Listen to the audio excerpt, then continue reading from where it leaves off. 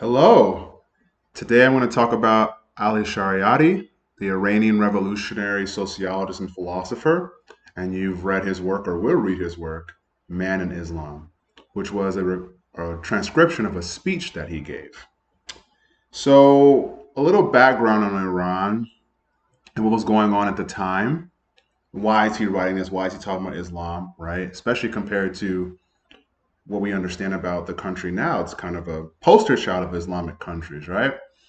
So why is he talking about Islam during this time, and why is his interpretations of Islam maybe different from what you might see in Iran or from other Islamic contexts? Well, part of it is that you'd have to look up an image online of Iran in the 1960s. And you'll find that it looks a lot like the United States in the 1960s, right? There's no people aren't wearing hijabs. People have on women have on skirts and short shirts, short shorts and sleeveless shirts and all kinds of stuff. Very similar to what was going on in the United States at the time. And that was because a lot of the Islamic world, after the fall of the Ottoman Empire in World War One, was very much invested in modernizing in quotes, right, in terms of trying out European derived philosophies and cultural norms such as socialism, democracy, capitalism, communism, Marxism, those types of things, right? And so, how do we get from a country that's very open in the 50s and 60s to embracing a lot of Western cultural norms to the Iran that we know today that is very critical of the United States and the West at large and has a very strong Islamic regime? Well, Ali Shariati had a hand in that, right?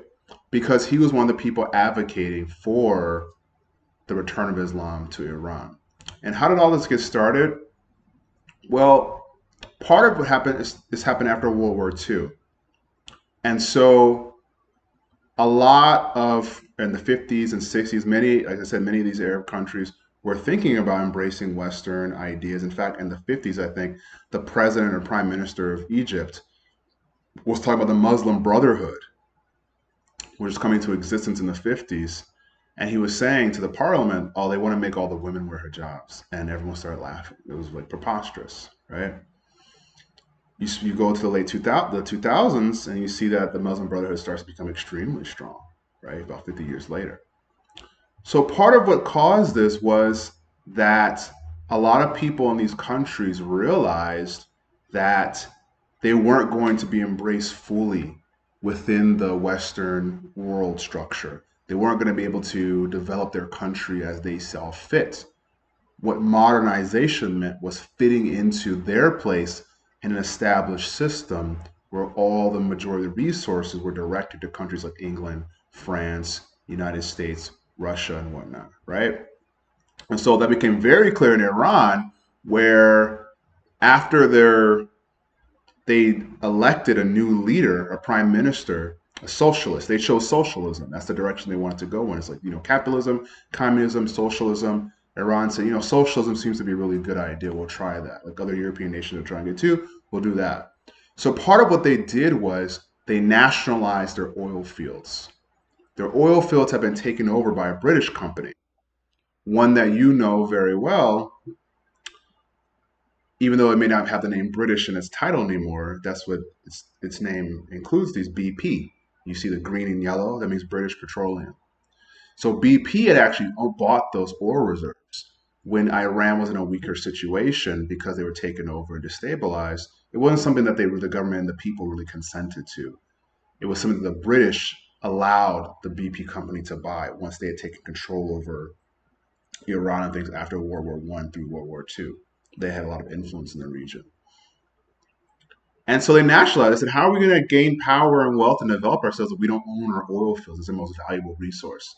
So the UK did not like that. So they said, hey, US, you're kind of this is the mid 50s, you're kind of the top person now. Could you come and fix this for us? And so the UK and US worked together to overthrow the government and establish a figure called the Shah, a former monarch. And as you can imagine, a lot of the Iranian people were very disheartened by this, right? The idea is that you all don't believe in those. You don't believe in freedom. You don't believe in democracy, right? You just want us to fit in your pattern. So there began debates then about, well, what do we do? Like, we can't necessarily embrace these philosophies. What's our way forward? And there became debates. Should we just kind of push forward and keep doing with this, with the embracing capitalism or Marxism? Right? Should we go to the Soviet Union? Like, because they're kind of against the UK and the United States. Maybe we should go towards them, or should we just try to do our own thing with socialism? Should we just fit into the capitalist world order and just accept that, hey, we're going to be a subsidiary state of this of the alliance of France, UK, and United States, but hey, we're probably going to grow in a lot of wealth because we're joining that global order, right? That's something that Japan did. Right? Japan went really directly in and said, "Hey, you know what? We're going to find our place in the dominant world order, and we're going to work really hard to make a lot of money and build up our industries and fit within that." Right? That's why Japan doesn't even have a military, because that was part of their deal after World War II, was that they couldn't have a military. They can have a defense force, but essentially, Japan's military is the United States' military, right? Our ships and our navies are out there, and that's why there's naval bases there in Japan and Korea for different reasons, but similar, right? So, but Iran has a very proud history, right? They've been a civilized power for thousands of years, even back during the ancient Greeks. If you saw the movie 300, the main enemy is the Persians. And they're framed as this massive empire that's so powerful and destructive. That was thousands of years ago, right? So they weren't necessarily sure directly where they wanted to go, and that's when these debates began. And so there began a large group of people, Ali Shariati is one of them, who argued that Islam is the way to go. That Islam can be reimagined and reinterpreted in ways that actually are better than the contemporary liberal system of the United States and England and all that stuff, right? And so this is where that speech man in Islam is coming in, is because Shariati wants to argue that, hey, Islam is the direction we should go. It has everything we need and more, and it's better. It's a better understanding of who a human is and what a human being is capable of than Marxism or capitalism, liberalism do, right? So how does he go about arguing this? And I want to say before I get into this, he's a controversial figure because, as you see, what he says, things he says, is not necessarily what the dominant Iranian regime necessarily supports. And there was a revolution in 1980. And so he's controversial. On the one hand, he helped usher in this revolution that a lot of Iranians are not happy with the government there. But on the other hand, he's considered to be kind of a radical figure who was really staunchly against colonialism and really helped Iran chart their own course. I mean, they're still being punished to this day as being framed as such an enemy, mainly because Iran is one of the few countries that, along with like China and Russia and some other countries, that's really able to say, I don't want to go along the dominant world order where the US and the UK and France are all in charge of everything. I don't want to go along with that. I have my own thing I want to do, my own political projects I want to do. So, with that said, we can dive into some of his arguments and some of his ideas. So, one of the things that's really important is that Ali Shariati is critical of humanism. That's one of the very important things I want to define for you so you can understand why what is he talking about humanism, right? So humanism is a philosophy, a Western philosophy, it comes out of Europe. Most people link it to the Renaissance in Italy in the 14 through 1500s, where there was this understanding of, hey, there's something inherently valuable about the human and what humans are capable of, right? We don't necessarily want to view ourselves purely as sinners in need of salvation with wretched, weak flesh that needs to be, you know, controlled and restricted. Our own talents, our own genius, our own human capacities need to be unleashed and they're good for the world. Reason, human reason, is the main arbiter of what's true or false in the world. Our own minds, the scientific method developing, right? We can control reality. We can understand things. We don't need to necessarily reference the Bible. We don't need to reference the certain other previous superstitions or beliefs, and that's how they would frame it. We can move towards a scientific and artistic way of looking at the world, right?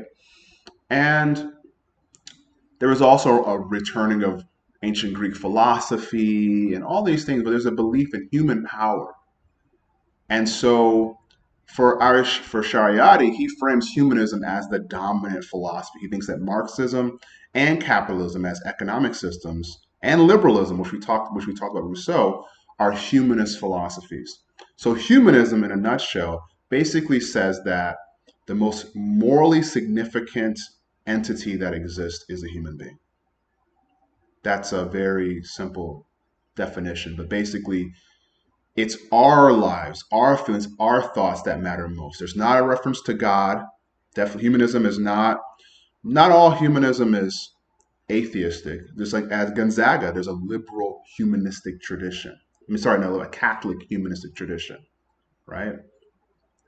But a lot of humanism, the humanism that Shariati is talking about, is atheistic, right? It doesn't put God or anything spiritual or supernatural as more important than human beings. Our own desires, our own feelings are what's most important.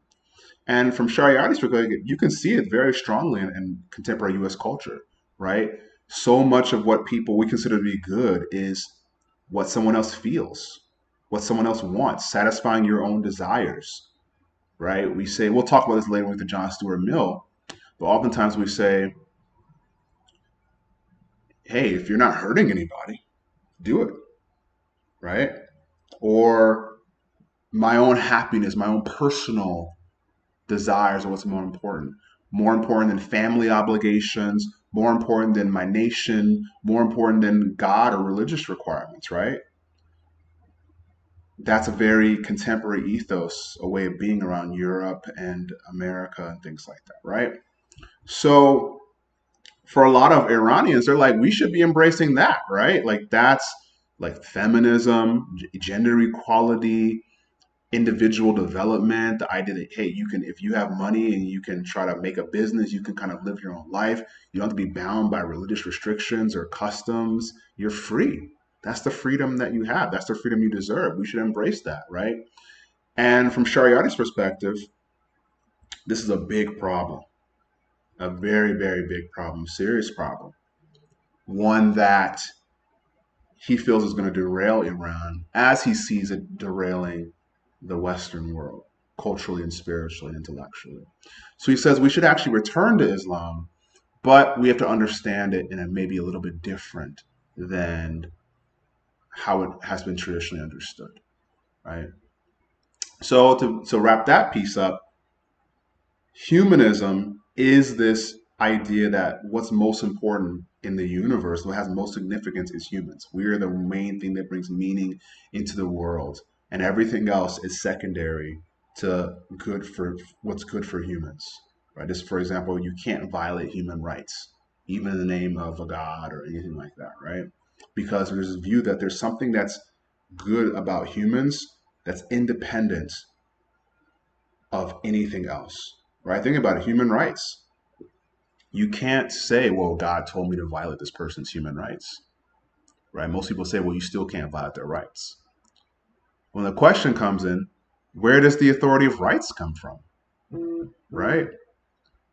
Why, what institution gives the rights authority that we can't overstep and that is wrong to?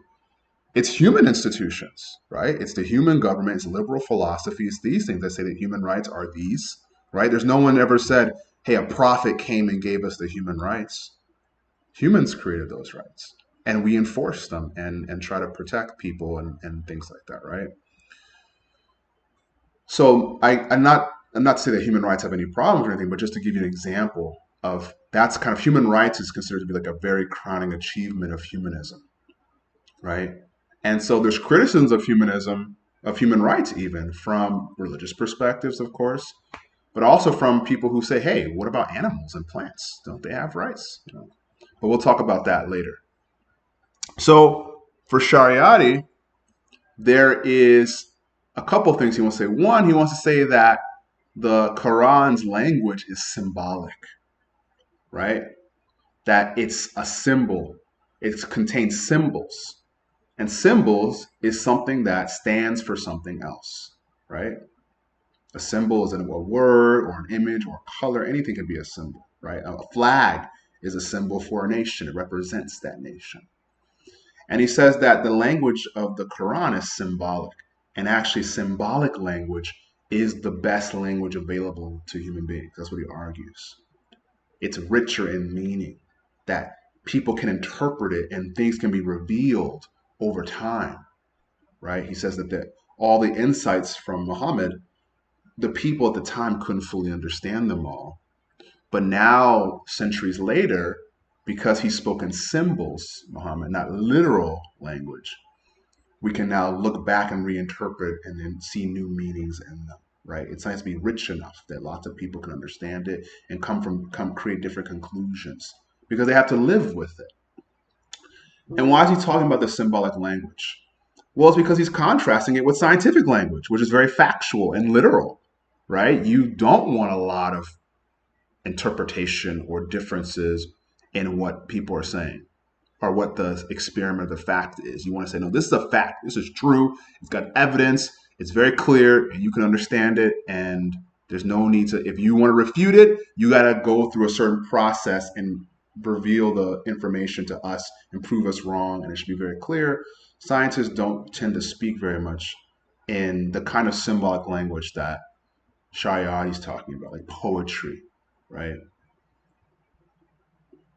And so he's saying that, so he's saying this because he's saying that we can look at this text again. There are things that maybe we don't like about it or things that maybe we just don't understand, right? Because that's one of the criticisms to this day, right? Islam is often framed as being backwards, traditional, not modern, right?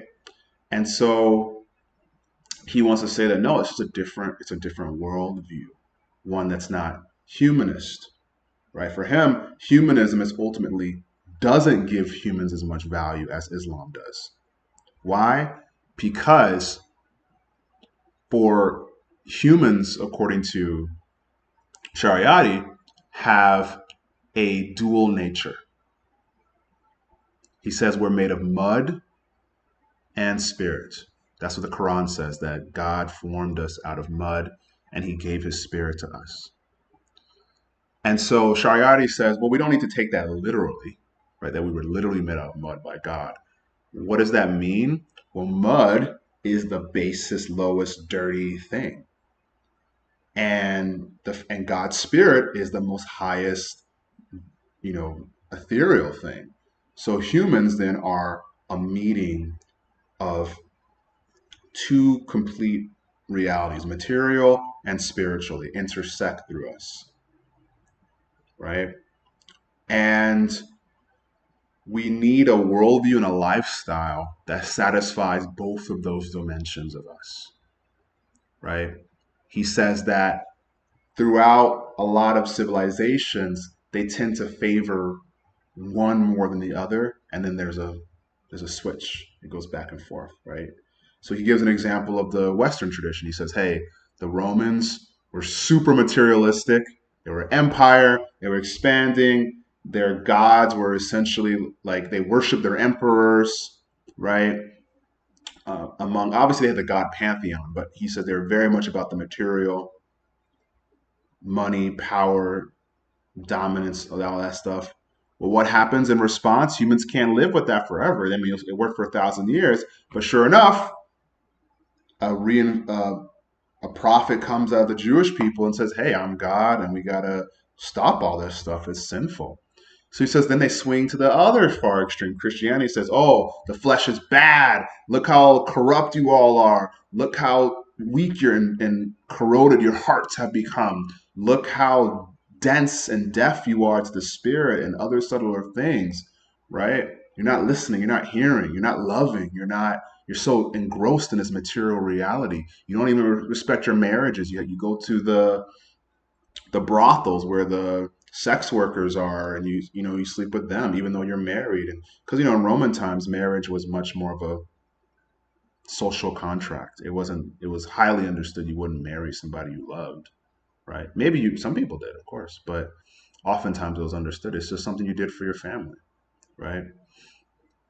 So, so he says they keep swinging between extremes. Now in modern says this humanism, which has taken its most obvious philosophical forms in capitalism, liberalism, and Marxism, says, hey, all that spirituality stuff, all that restriction, all that stuff, that's bad. It was so repressive and it hurt a lot of people and people got killed, and you should express yourself, be in your desires, be in your flesh, buy things. In the case of communism, God, religion is just something that the elites create to control the masses. So just focus on the economy and building up your labor, and in capitalism, it's satisfy your desires, make a profit, get money, all these things, right? In liberalism, it's individual desires and your own will, and your own freedoms in yourself. You don't necessarily need to reference a God. Your own freedom you feel in your body as a human being. That's the most important freedom. Now we're all back into the material. This is what Shariati argues, right? So they keep moving back and forth because it's hard to be perfectly in the middle. But you can guess that there's one religion worldview that does it very well. That's Islam, for Shariati, right? Islam understands that we are material, right? A lot of Muslims, this is how they defend Muhammad, because he's often said, hey, he had all these wives. One of them was like 9 or 12. He fought wars. He did all this stuff. And whereas Jesus was just like so kind and loving and sacrificed himself, like what kind of prophet is Muhammad? Well, a very common Islamic response is, well, he's the one who's integrated. He's the one to show that, yeah, you can be in the spirit and be in the material. You can conduct your material life in a spiritual way. There is a purpose to this material world. We're supposed to be here in terms of from the Christian, Islamic and Jewish perspectives, right? This creation exists for a reason. It's not bad, but we can lose sight of our values and what we're supposed to be doing and get caught up in our base desires, our anger, our frustration. We can blow up small things to be very big, all that kind of stuff, right? Because Muhammad is the one to show us how to live our lives properly, holding on to spirit and being in the material world. The Muslims say we needed a prophet that was a politician. We needed a prophet that was a war general. We needed a prophet that was a husband. We needed to show us how to live, right? Whereas the Muslims argue in Shariati as well is that Jesus doesn't really show us how to live. He shows us that that God, the significance of God, and that God is love and all these things, because the Muslims respect Jesus as a prophet, but not as God. They do not think he's God, but they think he's a prophet, but not the final prophet. So his message is real, and they respect him, but he's not the final piece. Muhammad's the final piece. And so, to that end, he says we have this material nature and the spiritual nature. And for Shariati, this comes out most clearly in our ideals, right? That we can say, and you can maybe see some connections to Rousseau here, right? That we can envision something, a building, a house, a nation, a country, an artwork. We can envision something and then shape the material world to do that. That power to make ideals, to want to do things that are good. Like what really is good? Like goodness. It's an ideal. Like goodness doesn't necessarily exist in the world. You're not going to find goodness in something. You're not going to pick up a hunk of dirt and say, "Oh, there's goodness right here." There's not a mountain. That's justice. Right? These are ideals. And for Shariati, it's through applying our ideals to the world that is the fusion of the spiritual and the material in a certain sense, right? But that ideals aspect is tied to our spiritual nature, which is tied to God. And so here's where Shariati says that Islam is actually better than what the Western philosophies offer, because it says that humans are the regents of God. We're the trustees of God. We've been entrusted with the creation, right? This is what they say in Islam. Shariati tells a story where the angels are saying, "Hey, why do we need to worship these people made of mud? Like, why do we have to respect them? We're made of holy fire. Like, you made us out of fire. We can do all this stuff. Why do you say we have to listen to these people? First of all, and why are you making them out of the mud?" And God says, "I know something you don't," right? So, and at the end, he says, "Hey, I want you to bow to these people. I want you to worship them. They are second in command in the whole universe, right? I taught them the names. I taught them the knowledge, which Shariati says, could be linked to modern science. Like, I taught them how to, I gave them the capacity to understand what I created. You all don't necessarily know how it all works, right? For example, the angel of death, he might be able to kill somebody. He might be able to kill 10,000 people, but the angel of death can't bring anybody back to life, right? With humans, we can. We could kill someone and we can resuscitate people and we can learn how to do it. So he says that, what's a higher status, right? What's a higher status? Being the supreme, being the base humans, being our meaning, being the most significant thing, our little feelings and squabbles and desires and joys being the only significant thing or the main significant thing in the universe, or the the right hand of the supreme being who created the entire universe, right? Everything. We are chosen by that being. He said that's a much higher status than what communism or capitalism or liberalism can offer to human beings, right? Islam offers a much more high status because the humanism, the capitalism, the communism, the Marxism, the liberalism, as Ari Shariati would frame those, doesn't care about our spiritual nature. So it can't give us the right level of magnitude of significance. And he also talks about how that he says near the end, that in the liberal context, the main thing is equality, right? All men, fortunately, but now we would say all people are created equal and endowed by the Creator with inalienable rights, right? So we're all equal. That's the main ideal of liberalism, is equality between people.